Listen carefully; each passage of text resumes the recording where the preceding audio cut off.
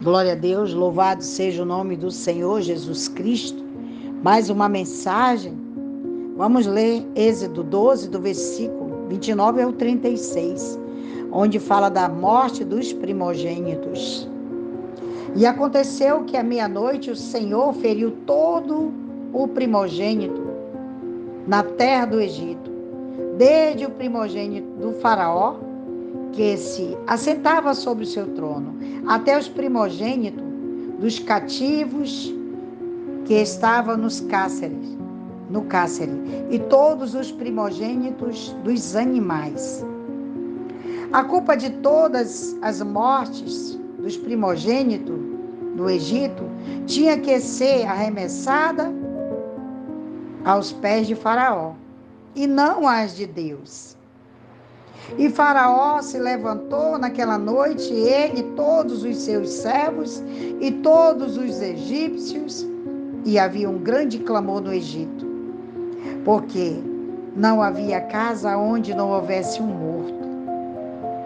Aleluia a Deus.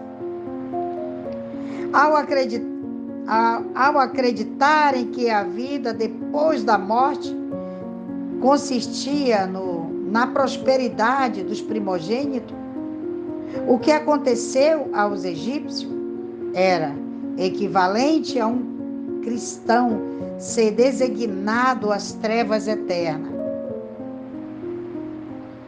tendo perdido a sua alma. O grande clamor não foi só pelos seus mortos, mas também para que Faraó deixasse ir Israel. Aleluia, Deus. E então fez chamar a Moisés e Arão de noite e lhe disse: saiam do meio do meu povo, vós e os vossos filhos de Israel, vão e sirvam ao seu Senhor, como tendes dito. No início, o monarca os tinha interrogado com a pergunta, quem é o Senhor, para que eu ouça a sua voz e deixe ir a Israel? Está lá em Êxodo 5, do versículo 2. Ele sabe agora quem exatamente é o Senhor. Tomai também vossas ovelhas e vossas vacas, como tendes dito, ide, abençoai-me também a mim. Com tremor e temor, o monarca pede a Moisés e Arão: abençoai-me também a mim. Isto é correto, pois o menor será abençoado pelo maior. E os egípcios apertavam ao povo, apressando-os para lançá-los da terra, porque diziam: todos seremos mortos.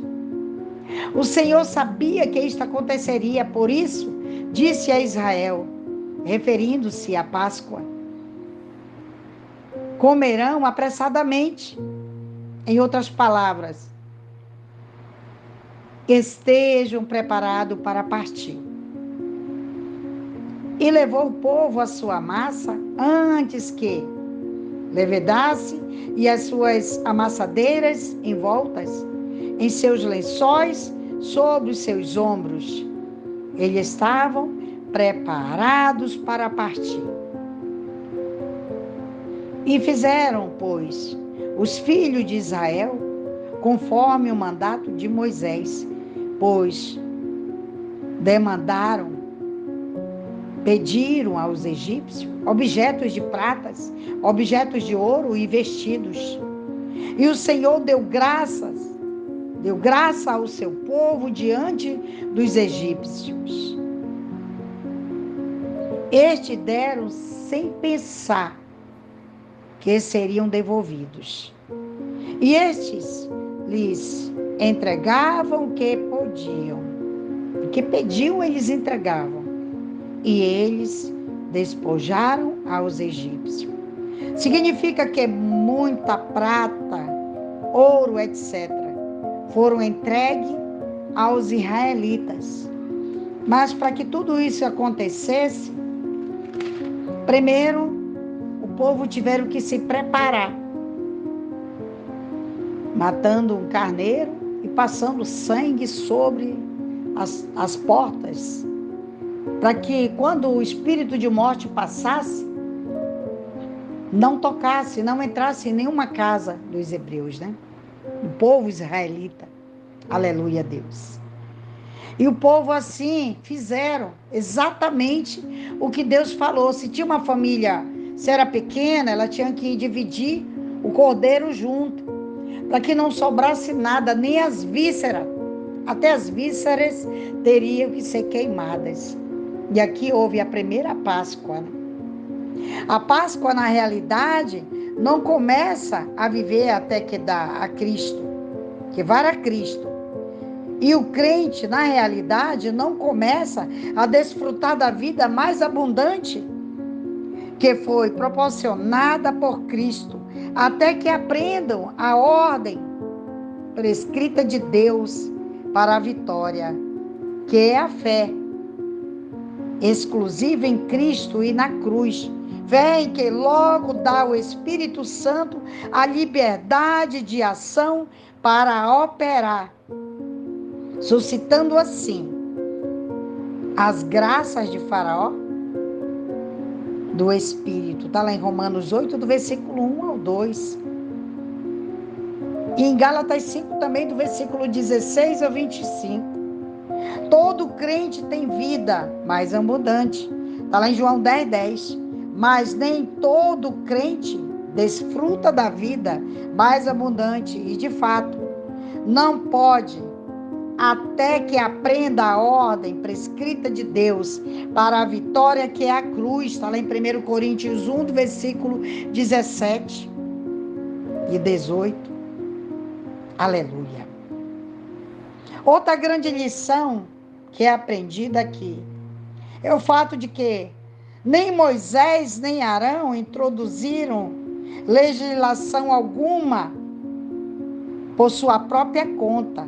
Neste momento ou depois, todo o sistema espiritual, político e eclesiástico foi recebido por revelação divina, mandado por Deus e simplesmente estabelecido por intermédio daqueles dois irmãos.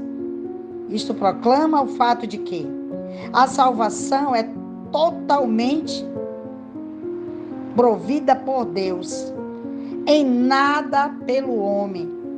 O problema se apresenta quando o homem tenta introduzir o seu próprio meio e sua maneira ao que Deus projetou. O que de fato a igreja moderna agora o faz. Aleluia. Lá no 4º capítulo de Gênesis, é um cordeiro para cada pessoa. E agora é um cordeiro para cada casa. Ao ser dada a lei, seria um cordeiro para cada nação. Mas quando Jesus veio, ele mesmo seria o cordeiro para todo o mundo. Está lá em João 1, 29. A oferta do cordeiro em sacrifício era um tipo de Cristo e do que ele faria na cruz ao nosso favor. O cordeiro representa a inocência, a docilidade. Os profetas representaram a compaixão terna de Deus para com seu povo pela figura do pastor e do cordeiro. Está lá em Isaías 40, do versículo 11. Aleluia, Jesus. E finalmente para o próprio Deus, para que com seu povo foi utilizado o cordeiro como símbolo importante. Portanto, o cordeiro era um símbolo digno de nossa salvação. Aleluia. Porque o nosso Salvador, ele foi como um cordeiro Aleluia, Deus. Aleluia, Deus da glória. Aleluia, Jesus. Então tudo isso aconteceu. Eles se prepararam para sair.